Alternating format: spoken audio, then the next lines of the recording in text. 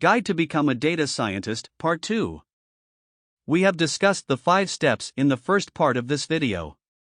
Here is the second part that provides some more useful steps to shape your career as a data scientist. Let's have a look. Number 6. Work on real projects.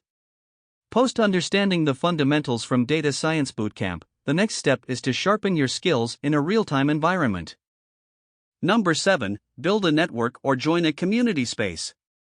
Several online community spaces and network associations can offer you solutions for problems or assist in designing newer solutions. Number 8. Enhance communication skills. One key difference between a good and a great data scientist is communication skills. Number 9. Compete to sharpen your skills.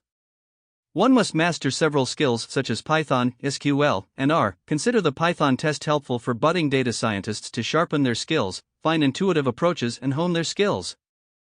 Number 10. Stay up to date with the data scientist community. Several websites, such as Data Science 101, DataTow, and KD Nuggets, can help you remain in sync with the happenings of the data science world and gain insight regarding the various job openings currently being offered in the field.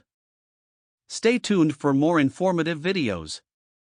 SynergisticIT, home of the best data scientists and software programmers in the Bay Area.